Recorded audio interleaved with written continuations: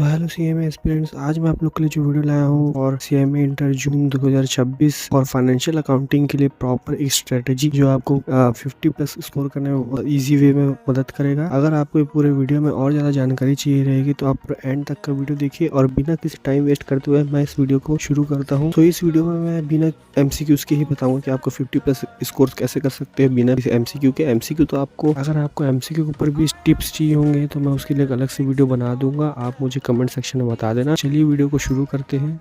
सो हम चलते question number 2 में, जो कि बहुत ही इजी रहता है। ज़्यादातर हम लोग उसको 11th 12th या BCom वगैरह में पढ़े रहते हैं, जो कि जिसका अगर ए पार्ट की बात करूं जिसमें आता है डेप्रिसिएशन, BRS और कैपिटल रेवेन्यू एक्सपेंडिचर दोनों का मिला के ए और बी पार्ट में दोनों, और आपका आता है एरर एंट्री सिस्टम वगैरह, जो कि चारों अगर आप पढ़ोगे तो बहुत ज़्यादा ईजी है। आपको जनरली ईजी आपको 7+7 यानी कि 14 मार्क्स स्कोर करने में बहुत ही ईजी पड़ेगा। क्वेश्चन नंबर 3 में आपके लिए आएगा मेनली आपका कंसाइनमेंट, जॉइंट वेंचर और बिल ऑफ एक्सचेंज। कंसाइनमेंट और बिल ऑफ एक्सचेंज ज़्यादातर हमेशा पूछता है, लेकिन आप जॉइंट वेंचर हमेशा रेडी करके रखना, क्योंकि भले वो ज़्यादातर पूछा नहीं है लेकिन अगर वो आ गया तो आप उसको सॉल्व नहीं कर पाओगे, क्योंकि उतना भी इजी नहीं होता जॉइंट वेंचर। और उसका बी पार्ट में अगर जाएंगे थर्ड क्वेश्चन के बी पार्ट में, तो उसमें ज़्यादातर आपको हायर परचेज या लीज पूछता है, लेकिन ज़्यादातर हमेशा हायर परचेज ही आएगा। लीज का एक ही दो क्वेश्चन ही आता है जो कि बहुत ज़्यादा हार्ड है, जो आप अगर आप अपना इंस्टीट्यूट बुक्स वगैरह से प्रीफर कर सकते हो, उसमें जितने क्वेश्चन दिए उतने कर लो, काफ़ी होते हैं। अब हम चलते हैं क्वेश्चन नंबर 4 पे, जो कि है आपका सबसे बड़ा क्वेश्चन, जो कि है incomplete records, NPO and financial accounting का मेन चैप्टर्स,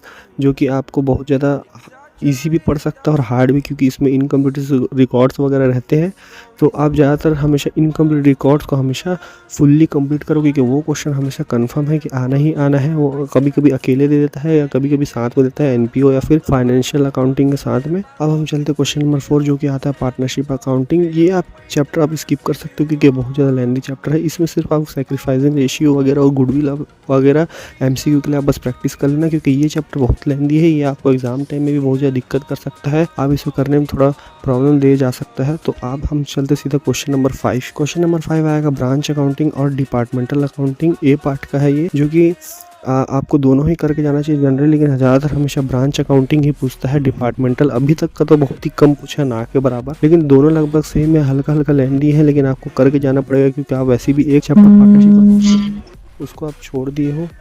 क्वेश्चन नंबर 6 के बी पार्ट में अगर हम जाएं तो उसमें ज़्यादातर आपका आएगा इंश्योरेंस क्लेम के बारे में, जो कि दो पार्ट में हमेशा पूछते हैं, एक फायर के ऊपर और एक थेफ्ट के ऊपर। तो आपको मेनली फायर ज़्यादा करके जाना पड़ेगा, और इंश्योरेंस क्लेम वैसे भी उतना हार्ड चैप्टर नहीं, आप उसको इजी कंप्लीट कर सकते हैं, और जो आपका इजी 7 मार्क्स को अचीव करने में, गोल अचीव करने में आसानी करेगा। Last but not least 7 question में आते हैं हम, जो कि अकाउंटिंग स्टैंडर्ड के ऊपर ही क्वेश्चन आएंगे इसमें पूरे के पूरे। आपका मेनली आपको 4 अकाउंटिंग स्टैंडर्ड 10, 11, 12 और 16 हमेशा करके जाना ही पड़ेगा, क्योंकि बाकी जो है 19 जो कि लीज अकाउंटिंग, जो कि उतना भी हार्ड नहीं है, और बच्चों को जो अकाउंटिंग स्टैंडर्ड 1 ईजी है, ये सब कर सकते हैं। लेकिन जो इंपॉर्टेंट है, जो ज़्यादातर हमेशा पूछेगा ही 10, 11, 16 और 22। अब हम चलते हैं लास्ट क्वेश्चन के ऊपर, जो कि है क्वेश्चन नंबर 8। क्वेश्चन 8 का मेनली ABCD ऐसा 4 पार्ट भी बढ़ जाता है, कभी कभी ABC 3 पार्ट में भी रहते हैं।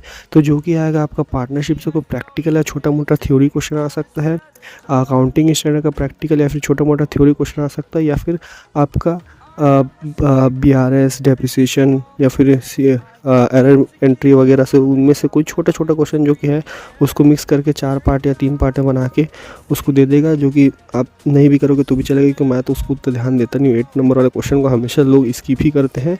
अगर आपको बनता है तो आप बना सकते हो, लेकिन मेनली आपको जो ध्यान देना है वो है आपका NPO, फाइनेंशियल अकाउंटिंग और आपका इनकम्प्लीट रिकॉर्ड, तीनों करके जाना बहुत मैंडेटरी है। पहला जो क्वेश्चन नंबर 2 है वो बहुत ज़्यादा ज़रूरी है। आपका ब्रांच अकाउंटिंग वगैरह, कंसाइनमेंट बहुत ज़्यादा इंपॉर्टेंट है, जो कि मैं बता रहा हूँ सीधा सीधा, और अकाउंटिंग स्टैंडर्ड्स, क्योंकि इन्हीं के बेसिस में आप इजी 50+ स्कोर कर सकते हो, अगर आप इन सब को प्रॉपर्ली अच्छे से प्रैक्टिस करे होंगे सब चीज़ को। अगर आपको, और आप अगर स्किप करना चाहो चैप्टर्स को, जो कि है पार्टनरशिप अकाउंटिंग, आप इजी उसको स्किप कर सकते हो, कोई ज़रूरत नहीं है, क्योंकि बहुत ज़्यादा लेंथी है। उसके बदले बाकी सब चैप्टर्स को कंप्लीट कर सकते हो, जो कि आपको उतना ज़्यादा टाइम टेकिंग नहीं लगेगा, लेकिन वेटेज अच्छा कैरी करेगा वो मार्क्स के लिए। सो अगर आपको ये वीडियो अच्छा लगा तो उसके लिए आप लाइक, सब्सक्राइब और शेयर कर देना, और कमेंट सेक्शन में बताना कि अगर मैं कोई पार्ट मिस कर रहा हूँ